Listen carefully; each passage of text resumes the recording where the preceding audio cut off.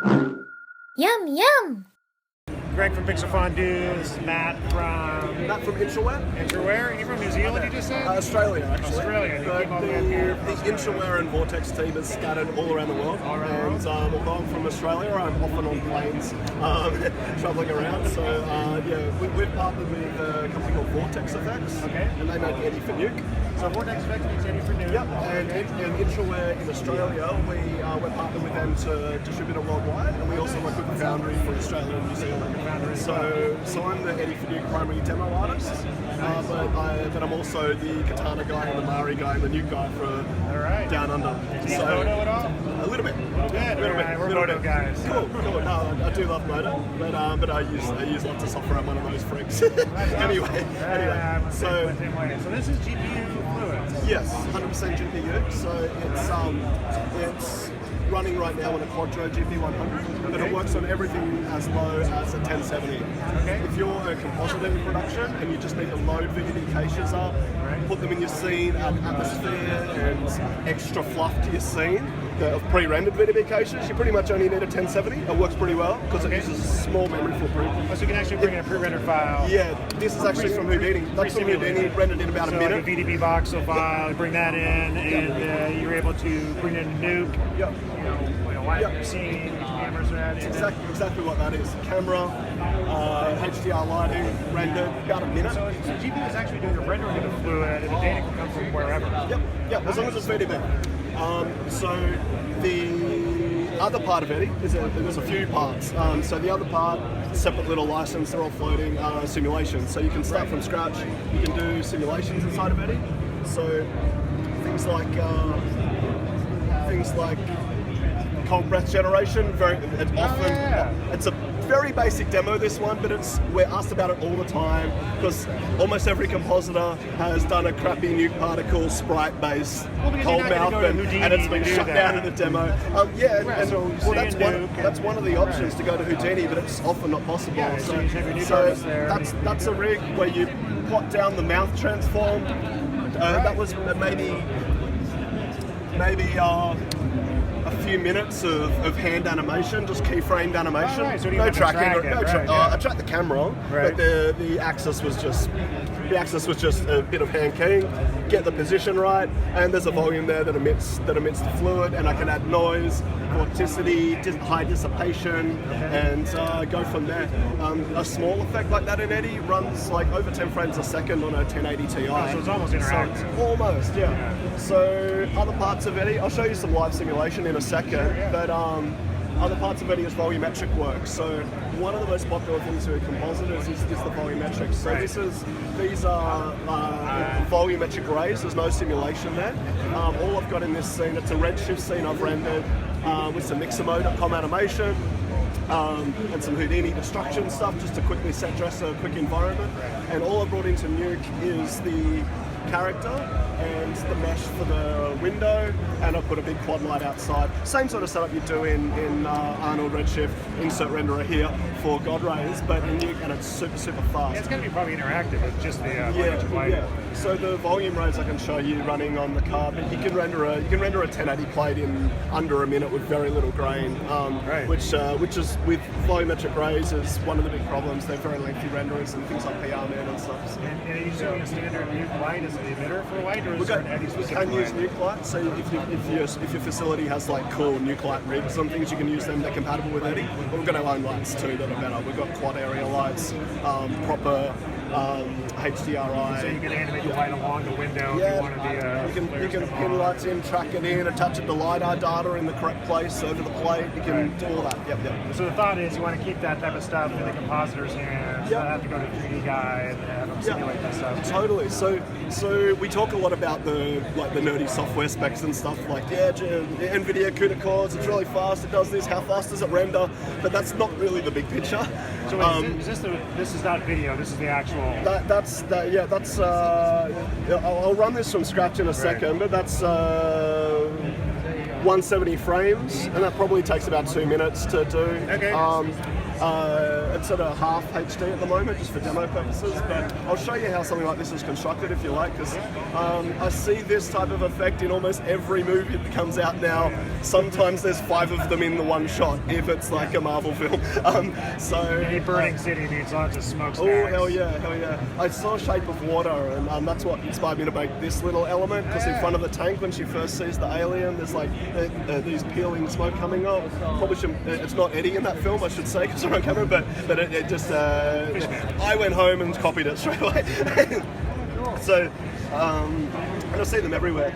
Now, can you shade based on lifespan, density? Is there parameters that allow you for shading? Okay. So it works, it's a fluid solver, so we don't have like particle dissipation over time, but we do have things like smoke shaders. So this is an actual proper 3D volume now. So I've got a simulation, I can view the channel and come in here, view the actual channel of it. So we can adjust the resolution, so we can have optimized display or a nice quality display. Okay. You can adjust the visualization, so visualizing what you're looking at in this sort of data is pretty important, so we're working on that all the time, but it's proper 3D space. It's not like a 2D hack or a slice or that sort of thing. It's all physical world space stuff. So if you've got a big camera track with some geometry or a LiDAR scanner, all that sort of stuff, you can place them actually where they are, including collisions and velocity forces and all that sort of stuff. So will different fluid sims interact with each other if you had two next to each other? You can do, yep.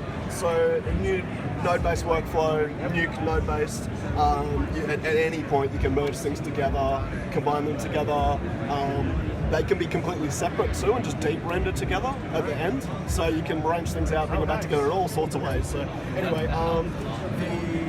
I'll show you a little bit how something like that's constructed. Sure, yeah. Wait a minute, you gotta show me your tattoos here.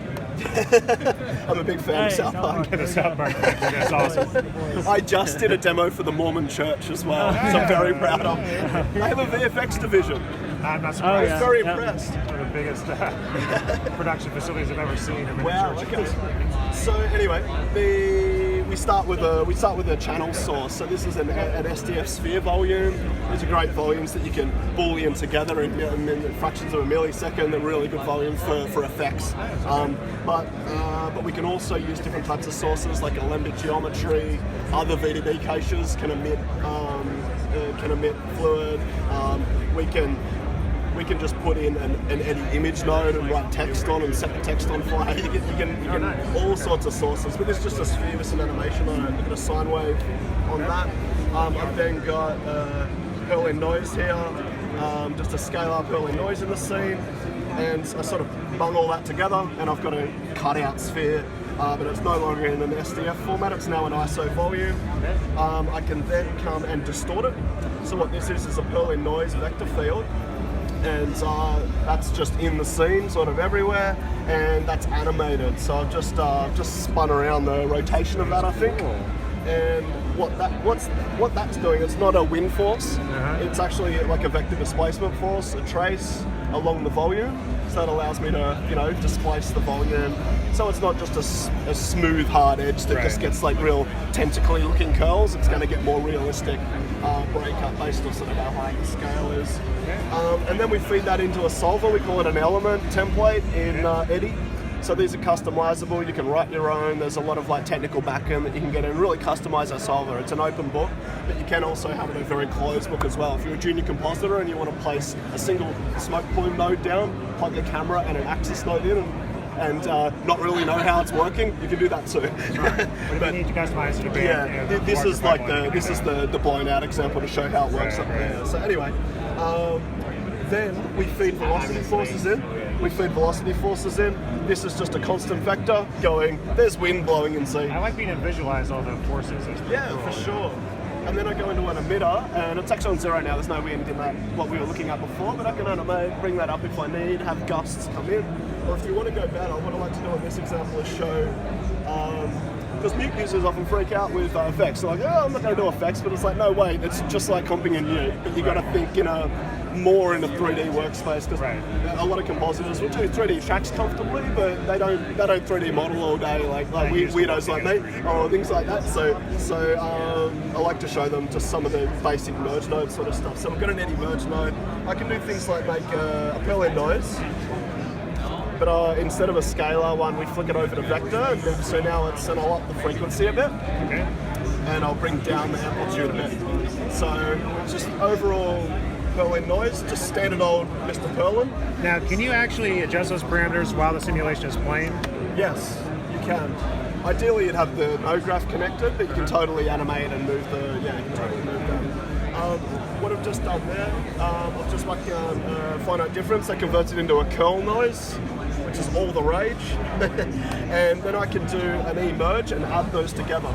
If I clear out this and just view this guy, what I now have, if I adjust my visualizer a little bit, I have oh wow, look at that. I have a noise that's going in Z that's very noisy. In fact, it's too noisy.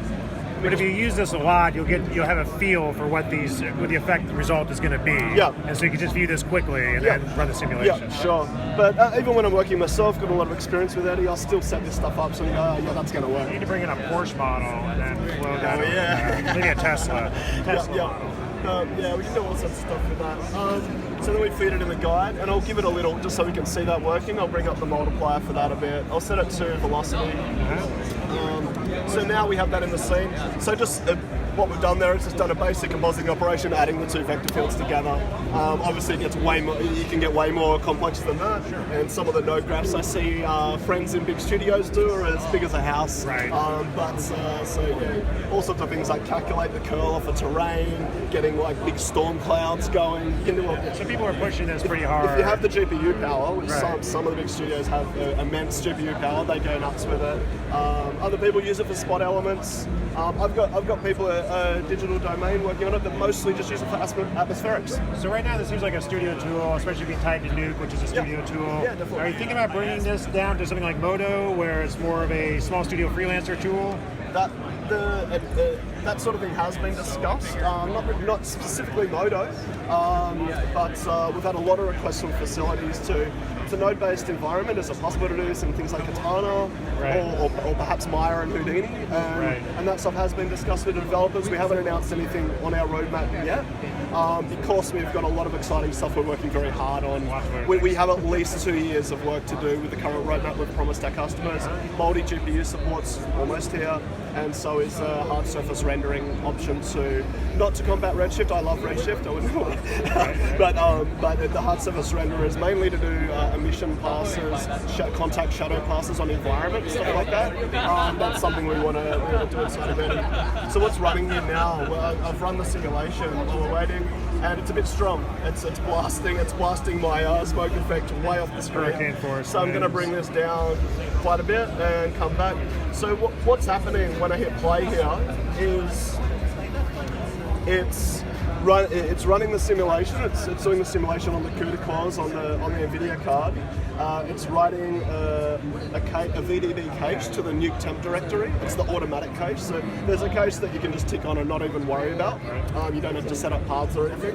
But we can also set it up in a way where we turn off the automatic cache inside of here. We can write down the cache just like a Nuke write file. We can write it to disk, flick the switch and render it in. So if I was going to send this to a GPU farm or another render computer, I flick that switch and put the path in there, away I go. But on that note, we do have deadline compatibility too. They cut some code for us. You can. It's quite easy to adapt to your own render farm though if you don't use deadline. But for the rendering aspect or the calculation aspect. Both. So you can sim on GPU machine via the deadline submission. You might have noticed if you use deadline at your studio that when you do a Nuke submission, down the bottom there's a little tick box that says only simulate Eddy nodes, and you might have wondered what the hell that is. That's us. Oh, So okay. if you tick that, it ignores the right nodes in the submission and just looks for these guys. Okay. And those caches, of course, the VDB files, you can bring them into another Nuke or a Houdini or whatever. It's just VDB files. Standard VDB, yeah. Okay. Yeah. There's bringing VDB files in and out is pretty seamless. Spit out density, temperature. Any channel that's inside of there, Right. you'll see out of this guy. So yeah. So we've done 200 frames while talking. Let's actually render some. If I come down, so to show you the rest of the graph, what we're doing now, we just blasted that off the scene, and we need to be a bit higher resolution too. So it's really adjustable. So if you're watching this, the voxel density here, it can be quite lower, especially on the card we're using. So we'll do another sim with a little less wins. Well, you have a GP. And, what card do you have in here again? GP 100. That's like a big time NVIDIA card. I think it's 10, 12 grand or something. Yeah. I can't afford one, that's Around, for sure. I think maybe 9. I think they kept 9, them is it? under, Good. Yeah, under 5 digits.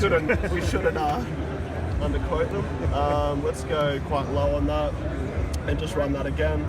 So what you can do while that runs, we'll have a look at the rest of the graph. So after the simulation portion, we split out the channels. This is a basic element. Really all we need is density. Right. If this was a fast blast, we'd also get velocity out, and then we could use that into our shader for motion blur. Okay. If you feed velocity field in, it can calculate proper motion blur. Right. So then the smoke shader comes in. Okay. And in that we can set things like the overall density, the opacity. So you really want to be putting it over a plate when you're adjusting those. But then the render node. So within the render node, we can configure things like the samples. You might have noticed it's a little grainy here for demo purposes, but we can that's all fixable. So the rendering in Eddy outside of demo land, you can do huge amounts of samples. You get really fast render time. If you've ever rendered a volume, if you've ever compared render times between things like Arnold or RenderMan versus Octane or Redshift, you would have noticed about a 10 to 20 times boost. It's pretty standard. We're a similar speed increase for rendering to them, but we've got a very nice render engine. So you can do, I think we mentioned some lighting stuff before, but yeah, you've got HDR lighting, we've got full path trace, multiple scattering, we have scattering models and black body fire shaders. You don't have to render this in a separate pass. You can have the entire Nuke comp render. So you can inject AOVs in. So you can do multi-pass rendering. What we're doing now is just RGBA, but we also do deep and deep AOVs, and just normal old AOVs too. So if I had a fire render going, you can have a look at some of that if you like. I can have an AOV that's just the fire, an AOV that's just the secondary glow on the smoke, and then just the smoke, and break all that out, do normal Nuke comp stuff that you would normally do to a fire element, but you have better access to separate elements, and then bung them all together, all within your comp. You probably want to, that said, you definitely want to pre-comp that down if you're doing a lot of comp work after it, because this is going to slow down your graph. But in some situations, if you've got a 1080 Ti and upwards, you might not need to do it so much, depending on the element and the resolution you're running. So let's just, I'm just going to put an out point on that so you can just see it running. I'll see it one more time. See it one more time, and we'll go to something else. So what I really like to show with Nuke as well, some of the simulation stuff. So it's got nice detail. We're only That's awesome. For the time it took. You have to bother the 3D guys. That's probably, we did have to bother the 3D guys. It's probably using about 3 gigabyte of memory for that. So, but that's for the simulation, keep in mind. 3 gigs on the GPU for simulation? Yeah, but if we were to write that out and bring it back in, it's only going to use a couple hundred megabytes. Do VDBs stream, or do they load the entire file? They stream off disk. Yeah, stream off disk. So be as big as you want. Yeah. With Eddy, I've got with a 1080 Ti, I've got up to almost 2 gigabyte a frame VDBs, and that's on big storm like big huge fog rolling through the scene sort of effects, and it's almost 2 gig a frame. My hard drive hates me. So that's a basic simulation. So simulation takes a much larger amount of memory than reading it back in, is what I was getting at before. So if you've got compositors that are only reading in VDBs from Houdini or Eddy or other things, they can have things like 1070s and work quite comfortably. and then maybe submit to a bigger machine for final renders. But it will load fine because you got 8 gig is enough to load a bunch of elements up from VDBs. If you're simulating, you need a little bit more beefy card and go from there. So let me show you some of the VDB workflow pipeline stuff because that's really good for Nuke users, which will be a lot of the people watching the video, I would guess. So what I'm loading up here now is a big Eddy. Oh, dude, look at that. Plume. It's like California. And bam, it's rendered. So we've got some fireflies there, but I've got the good old firefly killer from Stefan Mueller, give him credit. Fantastic. Stefan Mueller, who's that? He's a awesome compositor that made the Firefly Killer. I'm not sure where he's at these days, but so yeah, all my Fireflies are gone. Plug for Nukepedia, get it on there. So is this a 32-bit? It's keeping everything at 32 bits, huh? Yeah, it's all Nuke. It's all Nuke. So 32-bit floating point. All the Nuke philosophy goes through to Eddy. You've got a huge dynamic range. All of that lovely. Simulating Northern California. Yes. So this is a pre-done composite, a pre-done VDB volume inside of Eddy, and what we're doing here is to take you through the graph. VDB cache loader. So that's our node that loads up your sequence. We split out the channels, the density and velocity into my shader. Okay. And the rest is the render we just looked at. And over here, we've got environment lighting, some quad lights that are deactivated right now, and they're all going to light groups. So we have the shader AOVs I was mentioning before, but you also have light selects or light groups. Everyone calls them something different, but depending on what renderer you use in Studio, but that's how we set those up, and that allows us just to choose the lighting later in comp and relight and all that sort of stuff. I'm using HDR from hdrihaven.com, one of my favourite websites, completely free, absolute legend runs that, give him some money on Patreon. I'm putting that onto a sphere, so I can visualise it in the viewport through Nuke Scanline Render, doing and then putting the Eddy over the top, and we're sharing the camera there. And you got Firefly Killer at the last step. Which I sometimes use, which I sometimes don't, depending on what we're doing. So in my 3D view, I just need to clear out my properties pane here and view the right node. So there's my volume. So it looks, the visualization's really nice, especially if you take the time to set up a proper shader ball. So how fast can you scrub that? This actually isn't a sequence. Oh, okay. But how fast can you scrub? Mostly comes down, largely comes down to your disk speed. So I recommend an M2 drive, or at least a good SSD for your cache. So, as is everything with effects or Mario, anything that's like real demanding on your disk. So I can't do that right now, but we can after. So the other bit here, you might have been wondering, what's that merge node doing there? Yeah, what are these guys? So this demo here is showing, a lot of the time when you're adding environmental volume to a scene, you're going to get reviews in your dailies where it's like, can I have it a little bit less dense over here, a little bit more dense over there? So this is the sort of basic example of how we can do it. So in Eddy you can make fields in world space in many different ways. This way is, if I put a 0 in there, this way is allowing me to bring in an OBJ file, put it through our mesh to volume node, that's our voxelizer, which also works with particles, which can create a distance field, a velocity field, and all sorts of other data from an input mesh. I'm creating a distance field from that and using an eMask node. So the eMask node's a little bit foreign when compositors first look at it. They're like, what the hell's an eMask? It doesn't look like a mask. But what it does is you designate a value for inside of that volume and a volume outside of that volume. So it's a volumetric mask. Basically. Volumetric roto-shaped sort of thing. So let me ask you this. We're going to fall off there too. That's why it's sort of fuzzy. Oh, you're going to fall off towards the edge of the field. Bring the fall off down, watch it render again, and boom. So we could do some funky dramatic titling like they overuse in movies, or some cheesy commercial. So you can animate the OBJ. Can you bring in an Alembic file with the point cache? That's animated as well? Totally. We would use the Alembic, just the geometry, to render a holdout and a collider, maybe a MIP from it. Let me show you something. Let me cut out something. While we mention Alembic, we've got these guys here. Yeah, I saw that. Heavy Alembic files. Yeah, the Ari Rubenstein at Curve. He's doing demos at the Foundry booth all week. the crabs here coming in. They're about 1 gigabyte each of data for most shots. Some of them are bigger. We're calculating the distance field for the ground for the crabs. I'm also bringing in a version of the crabs that's just the feet. I'm calculating the intersection of the feet and the ground, so we just get like 6 or 7 dots around the ground. Smart. And then I multiply that by the acceleration of the crabs, so we get just silk kick up when they're moving fast enough. And then I add custom emitters to that as well, and there's some collision stuff as well. But so there's all sorts of stuff you can do with meshes. Cool stuff.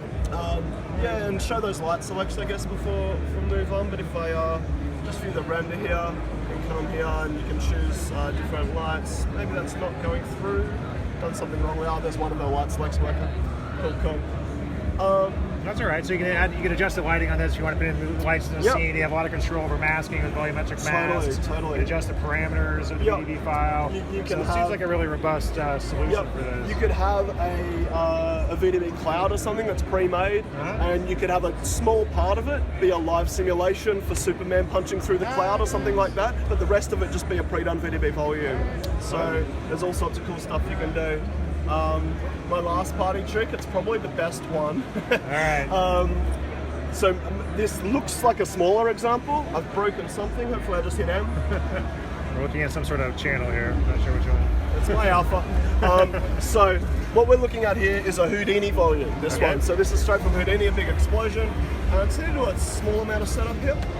But what we're looking at is same as before, we're loading up a VDB cache volume, but this time we're splitting out a heat channel and a density channel, and we're doing some custom remapping. So the remapping here is just a technical thing to change from Houdini's normalized heat to we work in kelvins. This is the remap. And then they're going in to a shader and into the render with a HDR, just like before. So if you want to make the fire green, we can totally, we can remap channels. It goes in a temperature here, like that's like the emission input, and I can have a constant vector which I multiply by 010, and the fire will be very green and Game of Thrones. There you go. That's right, Dragonfire. You can totally use node graph manipulation to change how the shaders work too. I don't have something quick on hand for that, but that is all possible. So what we're doing here with this backdrop is the party trick. What I can do here is, let's say you're a compositor and there's a big explosion there, and the review is, it'd be nice to have it hotter in one part and cooler in another, and you're like, oh no, I've got to go bother the Houdini guys and they're already on the next job and they're going to hate me. You can drop down a rotopaint node, feed it into an Eddy image node and plug a projection camera in.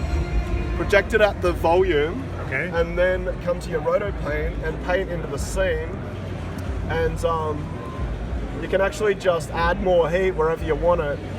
So you're just camera projecting heat onto the volume, essentially. I'll step through in a sec how it's working, because a lot of people go, hey, you a wizard. But if I get this and if I just drop a grade node down there, so this is just taking a 2D input, I just bumped it up a bit. And we've got it in the input now. So let me show you in the 3D volume how that's working. Once again, it's not a 2D hack. It starts with 2D, and that's a hack.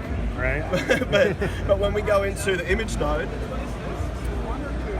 it becomes a projection into the scene. So without this camera input, the Eddy image node is very similar to a Nuke card, but it makes a volume instead of a piece of geometry with a texture on it. It makes a 3D volume. You plug the projection camera in, it looks at the near and the far clip of the camera, and it makes a volume. So matte painters will be used to this workflow probably, but yeah, looking at the camera, that's my thrust so of there. So you took a 2D front camera projected paint node, essentially, graded it up a little bit, and that projected it through a volume, and then created a volumetric adjustment. We have a volumetric field that's easily adjustable in 2D.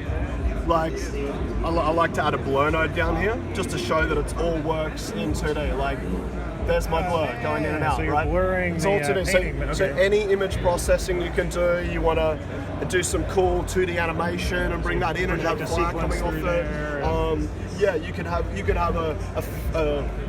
a creature blasting fire at you, and you could draw cracks through the wall and animate them through rotopaints and have them burst out fire and smoke. Really cool. All sorts of cool stuff. So that's basically what's happening. That volume where it's touching my explosion it's doing some basic maths. So my roto paint stroke originally was white, so a value of 1. Let's ignore the grade note because I'm bad at mathematics. When we come to the emerge, I'm multiplying here, right? And that constant is 650. So I'm multiplying that value of 1, so we're now at 650 wherever the smiley face is. And then if we go back up, that's the Kelvin temperature. yeah. So I've got my heat channel here, adding on top into the shader. So wherever that is, there's exactly 650 degrees Kelvin added on top of what it was initially. And then, you know, added, and then also the math here would bring it down a bit again. So can we take one more look at the render? But I'm an artist, not a scientist, so if it looks good, it is good. So we come back to the render, and then we have the thing there, and that's half HD. That's the render time you'll get on a big Quadro. It's probably about 2/3 that on a 1080 Ti in terms of render speed, and probably 1/3 of that on a 1070. That's awesome, roughly. man. Thanks a lot. Very cool. No problem. Check out Eddy for Nuke. Check out Inchaware. We have free training all over YouTube for Foundry products. Do you have a YouTube Eddy channel? for Nuke. Do you have a YouTube channel? Yeah, Inchaware YouTube channel. If you just Google Matt Barker or Inchaware or Eddy for Nuke or Katana, you'll find me all over YouTube with free tutorials. Nice. So get some of that. Contact Inchaware or Vortex Effects if your studio wants to do an evaluation of Eddy. You won't find free download links all over the internet, thank God. But you contact us, we'll help you directly, and that will also involve one-on-one training from me or the developers or one of the other demo artists. So Sounds good. thank you very much. All right, thanks, Matt. Yum, yum!